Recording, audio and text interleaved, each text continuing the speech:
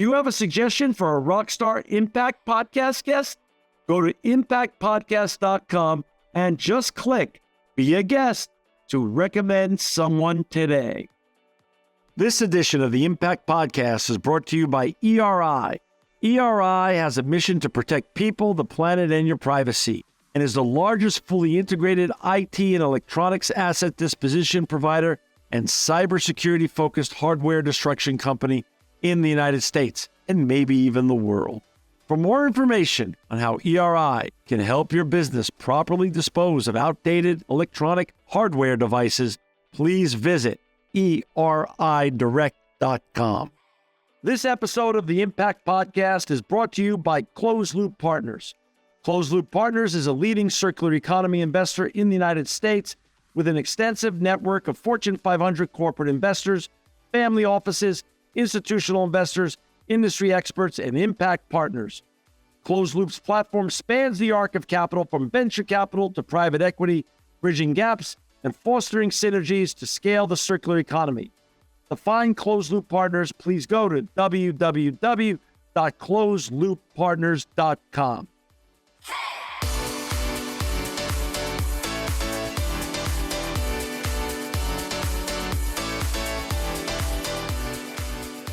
Welcome to another edition of the Impact Podcast. I'm John Shigerian. I'm so excited and honored to have with us today Ashley Phil. She's the Director of Sustainability and Strategy for the Home Care North American division of Procter & Gamble. Welcome, Ashley, to the Impact Podcast. Thank you, John. I am so excited to be on here. I listen to your podcast all the time, so I can't wait to get into it. That's so nice of you. And, I had the chance and the pleasure of meeting you at Green Biz a little while back. And we had our common friend who's been on the show, Todd Klein, made introductions and things of that such. So thank you for coming on the show. And it means a lot to me that you're here today. Amazing. And thank you for Todd Klein for connecting us. Correct. Ashley, we're going to talk about some really important things today and some brands that we're all very familiar with, such as Cascade and Swiffer and Dawn and Febreze and others. But before we get into the great stuff you and your colleagues are doing at Procter & Gamble, I want to hear a little bit about you. Where do you grow up and how did you get on this inspiring and impactful and important journey that you're on?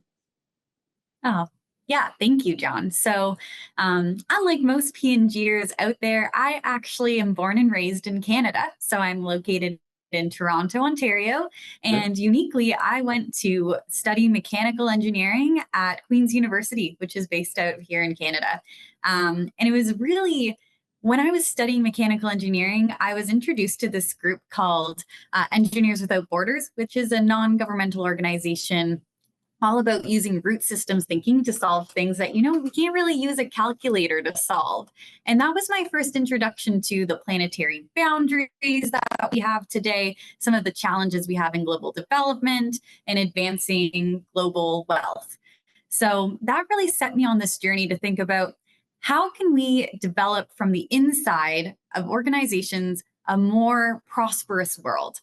So out of engineering, I joined Procter & Gamble. Been here for just under 8 years now. And I've been, really privileged to see the transformation of sustainability at this business and from a macro lens as well. So when I first started, I was actually in sales. I was not sustainability coded whatsoever. It was definitely a little bit different than studying mechanical engineering, but I knew that I had more interpersonal skills that I wanted to explore. And in my second year at P&G, I got the opportunity to take over our sustainability network here. At the time, the Sustainability Network was this grassroots employee organization, people who were just passionate. We wanted to go clean up litter off streets. We wanted to use less coffee cups and plastic utensils in our office. Some of the most minimal changes that just to inspire our own organization. And over the past decade, I've been working with this network to really shift it to become integrated into our business.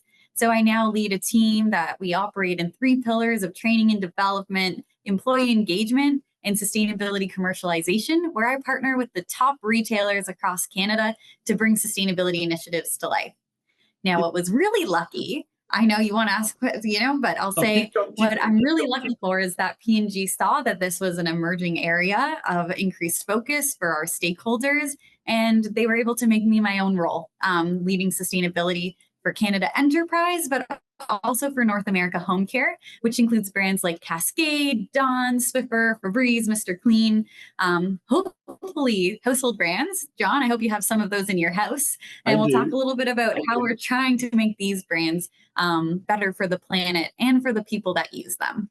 You're a very humble person. I met you at Green Biz, so I'm not going to let you go without noting for our listeners and viewers that in 2022, Green Biz named you one of the 30 under 30 honorees in sustainability for all the great work that you're doing in sustainability and impact and circular economy work. So that is itself an honor, but then also you were getting your master's in sustainability and leadership at Cambridge University, and you were first in your class. So I mean, like, you're already, for such a young woman, you're already a sustainability rock star as far as I'm concerned. So this is great to have you on the show today. I got to just tell you that, Ashley.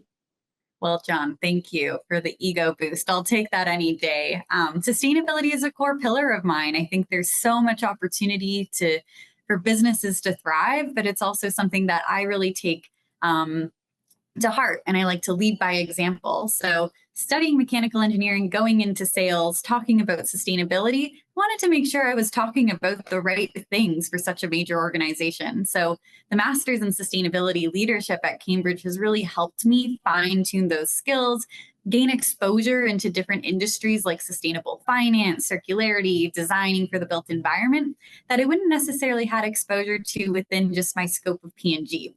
And so that is honestly one of the best things I've done just to expand my scope and my own learning. So thanks for calling that out. And I'm a big advocate for upskilling and consistently learning more in this space. And as you and I know, sustainability now can be, read very broadly or very narrowly, depending on the mission, depending on the organization, and things of that such. Talk a little bit about what your title really means and what your day-to-day, week-to-week, month-to-month, quarter-to-quarter, year-to-year looks like as Director of Sustainability Strategy, Home Care North America. Like, let's just frame that up first before we get into the whole Procter & Gamble and the brands and other great things you're doing there with your colleagues. Yeah. Great question. So let's take a step back. At Procter & Gamble, we have Ambition 2030, and that is our commitments and targets to improve the world for generations to come through superiority that is sustainable. Within that, we have 4 environmentally based pillars, which include climate, water, nature, and waste. And within that, we have different targets. So for instance, we have a goal of being net zero on carbon emissions or carbon equivalent emissions by 2030, scope 1 and 2, and then expanding to scope 1, 2, and downstream scope 3 for our 2040.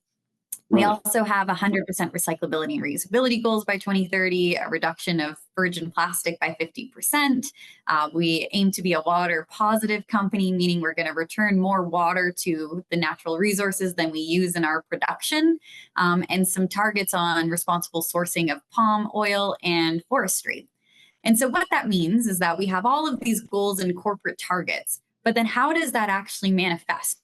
Because we don't sell Procter & Gamble soap, we sell Cascade, we sell Dawn, we sell Swiffer. So my job is to connect the dots between our corporate strategies to our physical brands. And so we'll talk a little bit more about how our brands are doing that, but I think it's a really interesting position to play because it's how do you bring the strategies to life at the brand level. So my day-to-day looks like advancing those Ambition 2030 strategies, keeping a pulse on the regulatory environment, helping consumers shift their habits and lifestyles to be more sustainable by using less water and resources at home, and kind of everything in between of working and partnering across our organization from manufacturing, supply chain, to the upstream of commercialization and marketing. That's so fascinating. First I have to just say, you growing up in Canada and managing the Canadian assets in terms of sustainability strategy and things of that such, and also over North America. I grew up in New York City and then lived a long time in now Los Angeles and then California. And of course, I love the United States, but I have to tell you, every time I've come to Canada, Toronto especially, Vancouver especially, Ontario, I'm always impressed. I've historically been impressed. I've been coming to Canada since I'm 14 or 15 years old. It's always a very clean country. It seems to be sustainability has been baked into the DNA of Canada on a long-standing basis in terms of you just feel that people care about the environment and care about their ecosystem there. And that seems like it's been a long-standing thing. This is not something new that's come to Canada. Am I right in my notion here? John, it's an interesting question. And I think what I've seen in my experience, looking at over both the US and Canada, Yeah. is that both regions have pockets of high passion sustainability consumers and pockets of maybe consumers that are less motivated by sustainability behavior. What I do know is that no matter what benefit or who you're talking to, sustainability isn't all there is to a purchase decision. It needs to also work for the consumer. So, what I mean by that is just because something is recyclable or using recycled content, that might not motivate every single consumer in every single region to make that purchase decision. There has to be more in it for the consumer. And that comes to consumer behavior change. So, I think, yes, I'd love to say Canada is, I think we do have pockets, but I think so does the US. Like, think about California and the amazing work happening in that space. That's right. Great point. Great point. I'm going to fall on the sword. I mean, I remember going back to my conversation with Todd, and I grew up in a generation where hot meant clean. The hotter your washing machine was cleaning your clothes, the cleaner your clothes got, in theory. The same thing goes for the dishwasher. It was fairly a modern device. Growing up in New York City with a dishwasher, it was wonderful to have it. But again, hot meant that everything you put in the dishwasher got cleaner. Now, of course, on the clothes washing side, I learned a lot from Todd that hot doesn't mean clean. It has a lot of other factors in, but we could cold water wash and come out with a tremendously great result. Talk a little bit about hot washing in the dishwasher and how for 61 years I've had this wrong. And there's really a better and smarter way. If we're all trying to decarbonize this planet and make the world a better place, there's a better way to be. Yes. And we've learned a lot from our friends over on the Tide side about how to think about our emissions on our dish care side.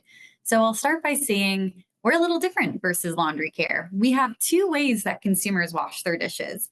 The first way is classically at the sink. I turn on my tap and I put the dishes in, I scrub, and then I put them over to dry. Right. Or I use the dishwasher.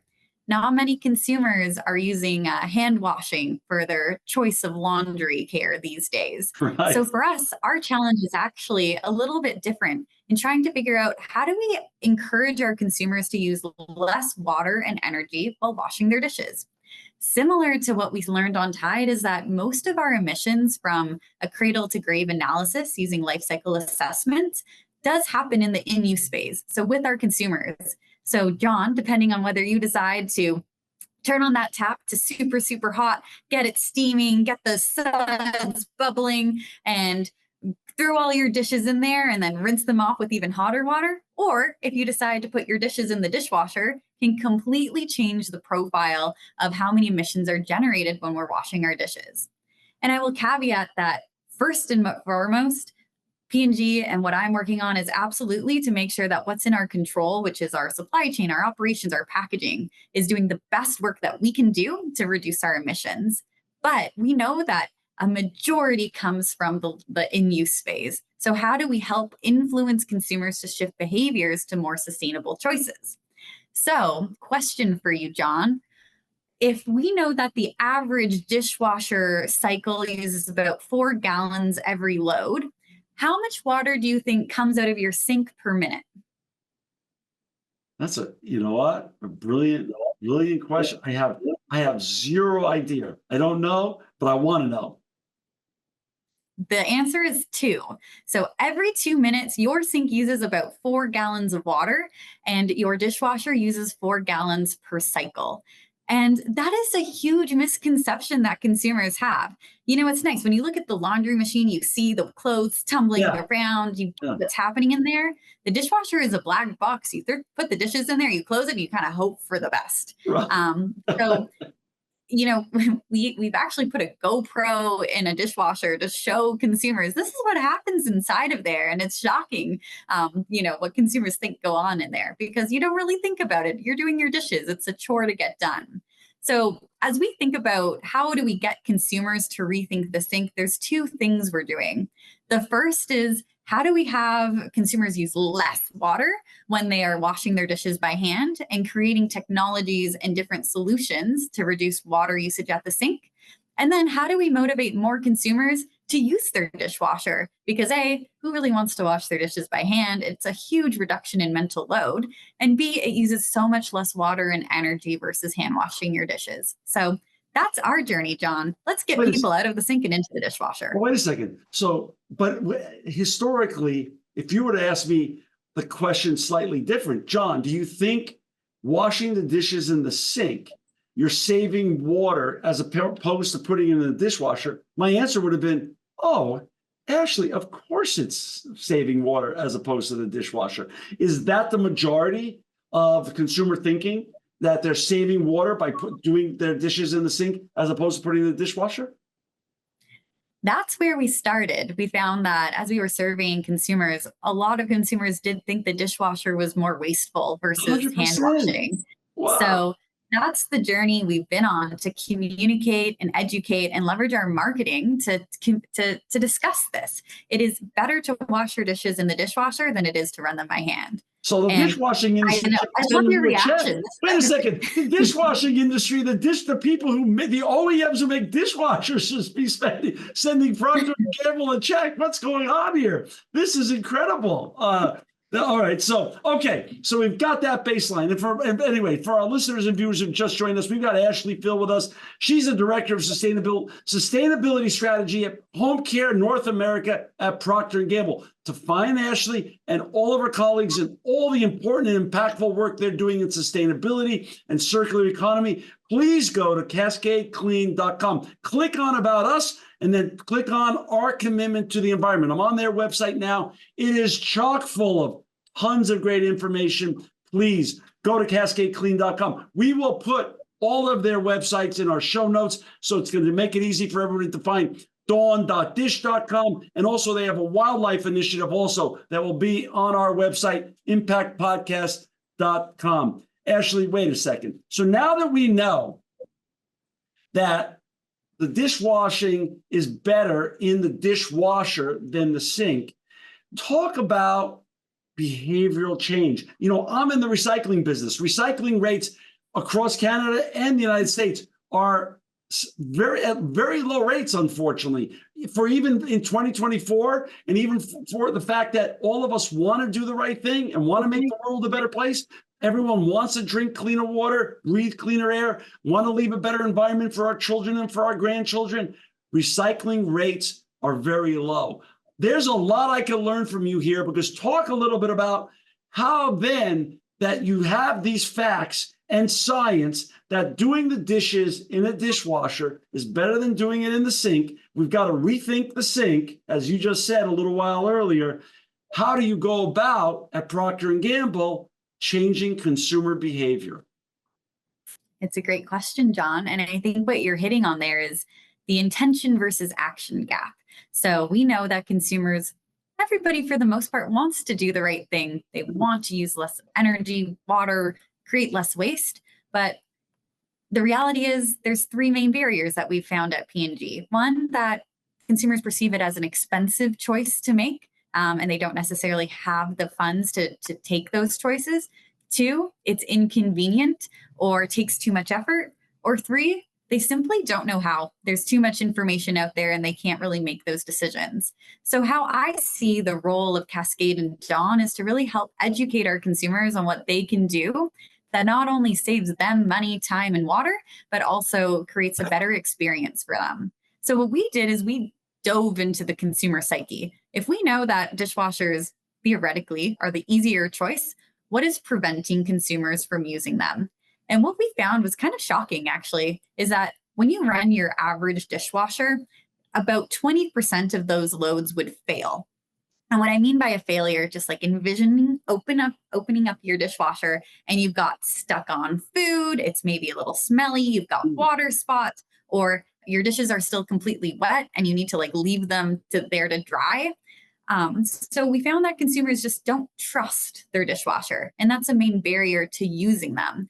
And they don't feel like they can, quite delegate their dishwasher all of the work.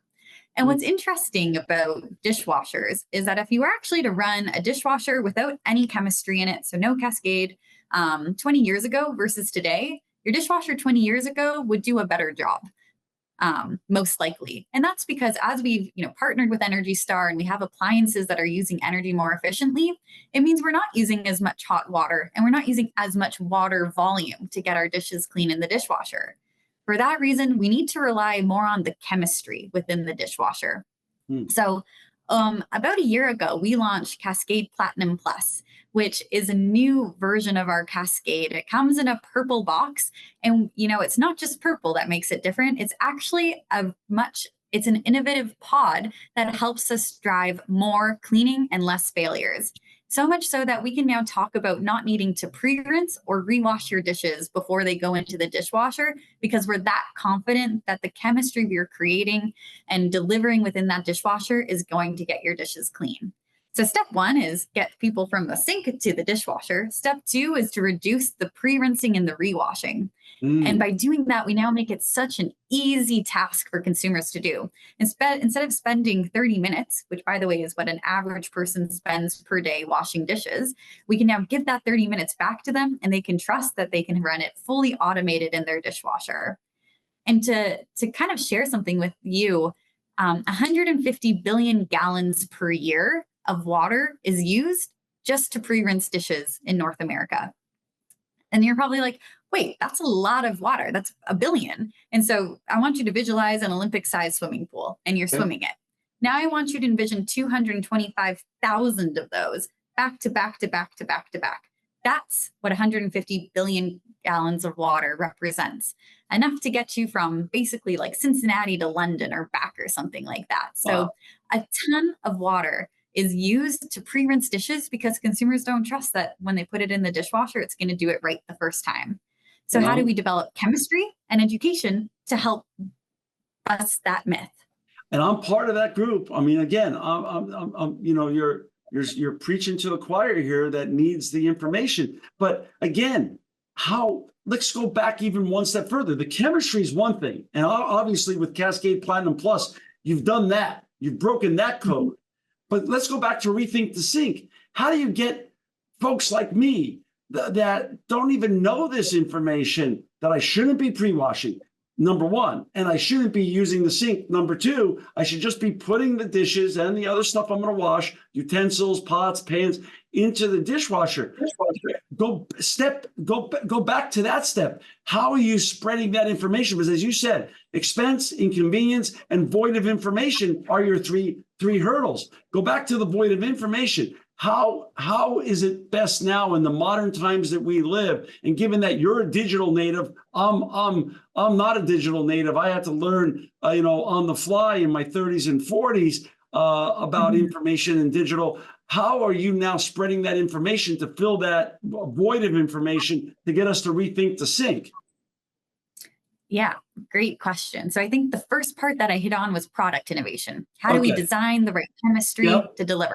Because the number one thing is make it work and the consumers will trust that it works. We kind of need this. We need the product innovation. And then the second piece you're hitting on is the commercial innovation. How do we design the right strategy to communicate to our consumers the habits and nudge them into the behavior that we think that we know will reduce energy and water? Got it. So there's a couple different ways to achieve that we've been working on. So the first is on the packaging itself. How do we demonstrate with really key visuals that show 4 gallons of water in one dishwasher load and 4 gallons of water in the sink? That addresses maybe some of the I don't know how. The second, campaign we've put together is we can demonstrate that when you choose to use your dishwasher over hand washing over the course of a year, you can save about $150 on your energy bill. Wow. So that basically pays for the cost of Cascade for a year when you switch from the sink to the dishwasher. And Right. that helps overcome that barrier that it's too expensive, because there are savings on the utility bills, as well as think about the time savings and that mental load savings.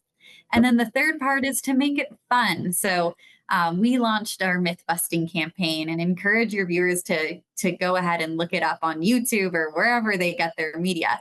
But it talks about using the dishwasher every night, or how we like to say it, do it every night. So it's just a fun spin on talking about your dishwasher is there to help you and it saves water versus doing your dishes. So how do we myth bust the fact that consumers mostly think it's more wasteful? And that's how we've gone about it, with really fun, engaging media that is accessible to the consumer demographic we're trying to reach. So for you, that might be on sports TV. For me, that might be on, my social media platform. So making that content engaging, kind of fun, but then also, influencing at the point of purchase. So if you're at your local grocer or mass retailer and you're choosing it, you can see directly on the packaging, this saves water versus hand washing. So that's all the different ways we're nudging consumer behavior and leveraging claims and the right tactics to bring that to life. And please have I would love for you to send us, and we're going to post it during the show, and on your episode, we will post any of those videos that you'd like to share that will show our listeners and viewers what you're talking about in terms of the water savings and everything else. I'd love to share those YouTube videos and any other educational material with our listeners and viewers. So now you've invented Cascade Platinum Plus. So you got the science down. And now you have the videos and the campaign. So the world's changing, and this is easy now. You're basically, you've checked that box. Tell me how difficult this really is. Of course, I'm being facetious. How difficult is this process to create consumer behavioral change that is locked and loaded from decades upon decades of legacy behavior? How do you change? Great change typically comes slowly. How is it going? Talk about the journey and talk about how do you stay encouraged during typically what is a slow process. Mm-hmm. And you're hitting a couple themes there, but I always say progress over perfection. That is the number one thing we need to focus on. I recognize that tomorrow the whole world isn't going to use their dishwasher. But hey, John, in this conversation, if I can convince you to stop pre-washing your dishes, I'm making a dent in that 150 billion gallons annually per year. So I think what's really motivating and inspiring for me is that as we do this, as we invest in the resources to make dishwashing more accessible and easier and advantageous, we see consumers coming along on the journey, and we see our core stakeholders coming along on the journey too. So retailer partnerships are really important to us because Cascade doesn't sell directly to consumers. We sell through retailers to consumers. So partnering with retailers has been really powerful to make sure that we're nudging consumer behavior at the point of purchase. So making sure that dishwashing, products are available, they're attractive, they're seen as popular and good choices. That really motivates me because we now have, it's not just P&G on this journey. We're transforming an industry, we're transforming consumer behavior, and we can't do that alone.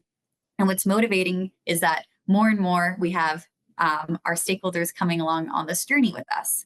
And I'll also say that, another barrier that we've seen as we try to progress consumer behavior is people don't always have dishwashers. And I want to take a second to address that because there's also ways to save water when you're at the sink. And one thing we've really also been trying to learn on is how do we nudge consumer behavior at the sink to turn off the tap faster? And talk about a consumer behavior change. We've actually gone the opposite way a little bit. Like, growing up, my mom used to turn on the tap, plug the sink. It would be like literally if you touch the water, I think your hand would melt off. It was was so hot.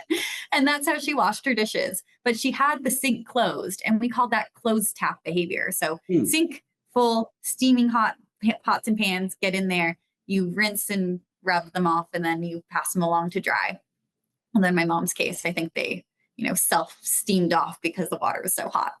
But what we've seen a shift in consumer behavior to is an open tap behavior. So more clean as you go. So now, if I think about myself and how I cook at home, I will do a dish and then I'll turn on the tap. I'll kind of keep it running and then clean it off and then rinse it off and then put it to the side. So that tap is on for a lot longer percentage of time because consumers are busy. They don't have the time to fill the sink all the way up and do the full chore. They're trying to do it as they go. And so to address that concern, we developed Dawn Power Wash. So Dawn Power Wash is a completely different formulation versus our base Dawn Ultra. And the way it works is you can think of it as a trigger, and it sprays suds onto your dish. And what that means is you don't need water to activate the suds. Your classic dish cleaning process is you get the plate wet, you put the soap on it, and then you rinse it off. With Dawn Power Wash, you don't actually need water to start the cleaning process. And again, it's the chemistry. It's completely different from the chemistry we have in our base Dawn. It actually works to rehydrate food on contact. And you can literally see the sludge and food start to drip off your plate. That's how cool the technology. I get really excited about chemistry within dish soap, apparently. I love it, yeah. So it's really cool. And then all you need to do is rinse off. You need to scrub a little bit and then rinse off your plate. And so we've actually seen that when used as directed, that saves 50% of the water that you would typically use versus a classic hand dish. So also trying to help consumers think, how do I turn off that tap faster? How do we demonstrate in the simplest things of commercials of turning off the tap while you wash your dishes or using the dishwasher? These are all nudges in consumer behavior that we're trying to learn on. So to your point, it's not an easy journey, but we need to meet consumers where they're at and give them the resources, the tools, both from a product and a commercial innovation sense, to help them along that journey. And we need to do our own part within our operations, of course. So you have Dawn Power Wash. So you can help us rethink the sink in terms of help us to wash better in the sink if I don't have a dishwasher. And you have Cascade Platinum Plus for use of my dishwasher, so I can rethink the sink, stop using the sink, and get things into the dishwasher. Yep. Okay. Solution for every consumer. All right, I love it. So now talk about this. You're in a strategy meeting with your colleagues, and you're gaming this whole thing out in terms of strategy. You're thinking about, okay, we've got the science down. Our great engineers and formulation experts have created the aha products that we needed to go make the world a better and more sustainable place. Now you've got to change consumer behavior. So you're sitting there and you've got the whiteboard, and you and your smart colleagues have come up with, if we do A, B is going to happen. If we do B, C is going to happen. And if we do C, D is going to happen. Tell me, in retrospect now, what great lesson or lessons have you learned where the A to B, the B to C, the C to D, logicality and sequential things that you thought were going to happen broke down? And what did you learn that is what was your biggest learning when it comes to educating consumers and consumer behavioral change? Yeah, that's a great question. Great question. And I think there's a lot of things that we continue to learn as we continue to go on and on. Yeah. So I think what we're learning is nobody likes washing dishes. And as funny as we think our commercials are, and as much as fun I have talking about dishwasher formulation, the average person does not want to think or talk about washing their dishes as much as I do. It's a chore, and it's an overwhelming chore. And there's a huge mental load that goes along with this chore. And what I mean by mental load is, for washing dishes, it's not just the washing of the dishes, but it's the thinking, I'm going to make dinner, but then I'm going to have all these dishes, and then I have to clean those dishes, and then I have to wait for those dishes to dry. Then I need to put those dishes away. So yes, it might be 30 minutes a day that you're washing your dishes, but it actually kind of sits in the back of your mind as this never-ending chore, and it's actually quite overwhelming to consumers. So because of that, most consumers are just trying to get the job done as fast as they possibly can. And that's where the compensating behaviors come in. And that's what we've learned a lot about, is what compensating behaviors are consumers doing just to get out of the kitchen faster and enjoy life again. And that's where the pre-rinse comes in, because if I'm busy, I don't want to have to think about, oh, I opened up my dishwasher, half of it's clean, now I have to go clean the other half and then start the process again. Or I'm going to soak my dishes before I put them in, and I'm going to basically clean them, and then I'm going to use the dishwasher as this finishing machine. Or a bunch of other examples of consumers getting really creative in their houses because they just don't want to have to deal with dishes. So from getting from point A to B to C to D, dishwashing is probably never going to be like the sexiest thing alive. So I think it's about, how do we engage consumers in a meaningful way that really addresses their concerns and helps them overcome those barriers, but recognizing that we don't have all day to be thinking about washing our dishes. So I think understanding the distrust and the desire for efficiency in completing our tasks gives our R&D teams ideas for new solutions for sustainable habits. And that is what has led to the development of all of our different innovations like Platinum Plus and Power Wash. It really sits at the root of the consumer behavior. And they're helping us identify how to get from point A to D, because at the end of the day, we're just trying to make their lives like a little bit better every time, a little bit less hard to wash dishes. So now I have a very selfish question. I need a coach, and obviously you're much smarter than me, Ashley. So I need you to be my coach for a second here. You know, I've been recycling electronics for 22 years, and it's going well. It's a great business, and it works. And we need to recycle more electronics, though, unfortunately. And we need to recycle more of everything, frankly, in Canada and North America and around the world. But as we know, recycling rates are historically low, and they're still embarrassingly low for as much as everyone wants to do the right thing. And recycling also isn't a sexy business either. Just like you said, it's not really. It's people want to wash their dishes and get on with their night or their day. Same thing with recycling. How do we nudge consumers to certain sustainability behaviors that are better for everyone when it's hard? How do we do it? I need a coach. Ashley, you got to coach me here.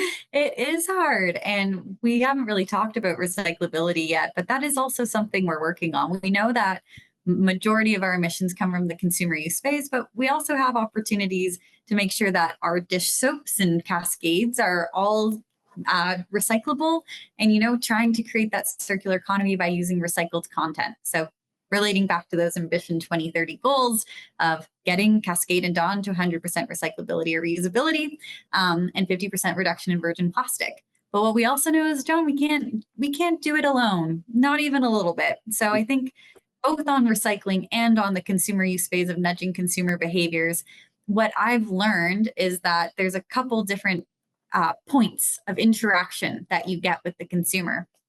And the first one is at that point of purchase. So how do you communicate to them at the point of purchase that these are the sustainable attributes that you should be aware of? And one of the things on recycling, for example, is making sure that we have very clear labeling in partnership with the How to Recycle team to make sure that everything is properly labeled based on what we know to be true about the industry and acceptability rates. Of course, there's always opportunity for those to be improved, and we're continuing to learn about the ongoing landscape of recyclability, but making things standardized and easy to understand is really important. So How to Recycle has been a great partner for us because it allows us to have a consistent label that helps consumers understand simply and easily what the recyclability of a package is. Now, that's the first point of purchase. They're looking at that box and they're thinking, do I need this? Big words, dishwashers save water, make it simple, easy to understand, and clear. So that's first point of purchase. And then we go through and then we think about, how do we nudge consumer behavior during the process? So again, when they look at that package, they can see you don't need to pre-wash your dishes. Great. So that's a second point. But then also all the little interactions in between. That's where the social media comes in. That's where the TV comes in. So how are we meeting consumers where they're at? And then the third point of differentiation, specifically recycling, is at that intersection of their cascade is empty and they're going to throw it away. So what P&G can control, and what I can make sure is that I'm using the right materials that can be recycled. So I'm using, the right materials that have a high acceptability rate, and we're designing our labeling, our packaging to be recyclable. That's what's within our control. But what we need is an industry shift. And so to do that, that's where we're partnering with industry associations, looking to establish more collaboration between all of the different stakeholders of the waste management cycle, to really help drive that industry forward to increase recyclability rates, as an example, and make those things more accessible. The same thing is true for the in-use phase. So if I'm a consumer and I'm opening up my dishwasher, how does my dishwasher help me understand that I don't need to pre-rinse or rewash dishes? These are different opportunity areas that we're continuing to explore. So to answer your question there is no simple ABC methodology, but I think the point is to think about all of the points of where the consumer is interacting with the brand, the product, the package, from the start of purchase to the end of life. And how do you intervene and help them understand, what are we asking them to do? Because again, they're just trying to do their best. So it's a holistic. So you're talking about it's a holistic solution. It's a whole ecosystem solution, number one. Number two, just like sustainability is a journey, it's a journey in terms of consumer behavioral change. And we just got to get on it and just keep making progress in the right direction. That makes a lot of sense, Ashley. I got to tell you, it's a better answer than I could have ever given, because it's difficult. I've recognized over the years it's difficult, and people want to do the right thing, but again, there's a void of a lot of like you said, a lot of it comes down to in the marketplace, a void of information. So continuing to educate the consumer at every touch point you have is such a smart process and approach. I love it. Even though I know Procter & Gamble is a publicly traded company, and we can't talk about everything in terms of trade secrets, talk a little bit about what you're excited about in terms of what's coming next to drive consumer behavior change. What are you working on for 2024 and beyond? Yeah, it's a great question. A lot of exciting things. So I think the first thing you'll continue to see us do is educate. Talk to our consumers, our stakeholders, which is why I'm so thankful that you've had me on this podcast, because it's another venue to share more about the work we're doing to try to shift consumer behavior and create new dishwashing habits. So I think 2024 and beyond, you're not going to see us stray away from this messaging, but we are going to try to continue to make it easier, more exciting for consumers to do so. I think one thing that we also think about is, as technology adapts in those dishwashers, how do we also start thinking about what else can we learn about in-use phase? We know within a dishwasher that there are different types of cycles, different amount of energy that are used. How do we start to think about innovating for the dishwasher of the future that can help us really design to modes that don't use much water, modes that are waterless, modes that are, new and exciting and in the future. So that's one thing that we're keeping our eye on. And then the second thing is, how do we just simplify the chore? And I always use the example of, if you look at most of our commercials, we often have, children helping load the dishwashers within family households, because we believe that washing your dishes should be so easy that your 5-year-old could do it. And you don't even have to think about whether they're going to do it right or wrong, because the dishwasher is going to take care of it when you use the right detergent. And that is key. The right detergent can get the dishes clean because of the chemistry in there. So how do we think about fully automating the dishwasher process so that you, John, when you go home, you can just, ask your 5-year-old to do it and have full faith that those dishwashers are going to come out clean? Because then you don't have to think about it. Your mental load is gone. You've got a fully automated dishwasher in a sense. Right. So really trying to make sure that those failures, the complexity of not trusting that the dishes are going to get them clean the first time, is eliminated. So we're going to continue to take that science-based approach and make sure that our chemistry is the right thing for driving consumer change, as well as the right thing for the environment. So that's what I have cooking for now, and you'll see more to come. Let's go back to what you just were talking about. The first thing, the OEMs. So are there certain OEMs? Because I'm sure when your scientists, engineers, and the people who invent these wonderful products such as Cascade Platinum Plus and Dawn Power Wash, I'm sure some of these work better with, well, especially Cascade Platinum Plus works better with some machines, dishwasher machines, rather than others. Are you going to collaborate with some of the OEMs, and in terms of your marketing and your messaging, in terms of to the market strategy and the education of consumers and trying to change consumer behavior?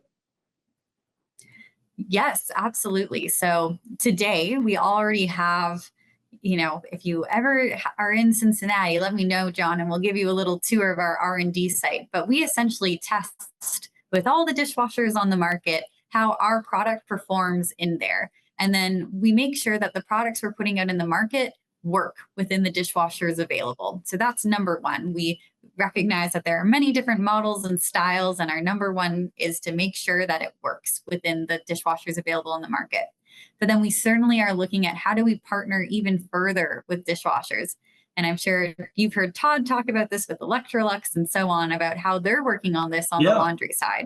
So I'd say that's also something we're thinking about on the Cascade side. We're thinking about collaborations like the 50-liter home, which was one of the things that P&G founded, where it's how do we think about taps that help nudge consumer behavior to turn off faster? How do we think about the technology within dishwashers that help drive some of those eco habits faster? So absolutely, there's many partnerships on the horizon on how we think about getting to a home that uses less water and resources in partnership with all the other P&G brands that use water and energy at home. How do we design for that 50-liter home?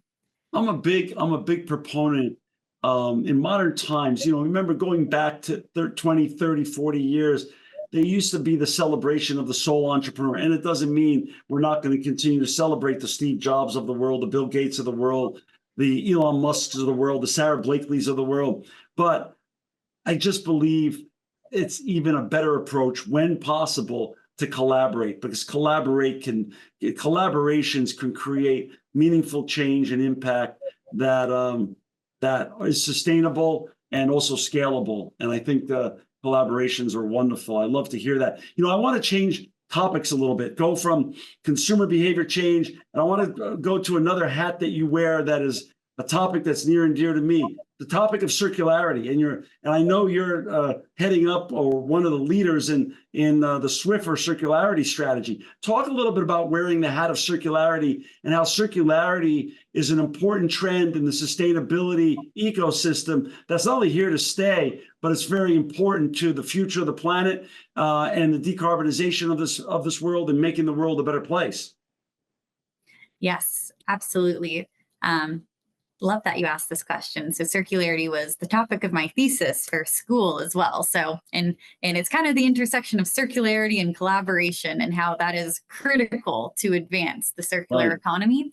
So first, Swiffer, that's definitely something that is top of mind for us, of how do we design the right product that, again, can deliver that specific need of washing dishes, or not washing dishes, we're changing, washing floors and getting floors clean, and getting dust out of the air, reducing allergens, and doing it in a way that effectively traps and locks your dust in, but also trying to reduce the amount of waste that generates. We're on a journey here, and there's lots of things cooking. But one of the partnerships I think that's really exciting that we can share a little bit more about is our partnership exploring how do we find new partnerships that recycle hard to recycle items. So we have a partnership with TerraCycle that we've had for several years, and that's really helped us understand how do we recycle these materials that aren't easily accessible within curbside recyclable systems today? And how do we think about expanding what we've learned from those partnerships to new areas? And there's some exciting progress that we've started to make in terms of understanding how do we get more Swiffer out of the landfill stream and innovate to make it more curbside accessible through recyclability. So that's something we're currently exploring. And that's one aspect. And I think we often talk about recyclability and circularity. They do go hand in hand, but there's also, we're exploring across all of our packaging products, how do we mitigate the waste we're generating? And that comes back to our Ambition 2030. So 100% recyclable or reusable packaging and a reduction of virgin petroleum plastic by 50% by 2030. And there's several different strategies we're working across the board on this. So To give you an example, on Dawn Power Wash, that trigger are typically the most difficult things to recycle within the home care space. So our packaging development technologists have figured out a way to remove the little metal spring in our triggers that typically would make them not curbside recyclable. So now Dawn Power Wash is curbside recyclable through that innovation by just removing, it seems small, but it's significant. So that's one example.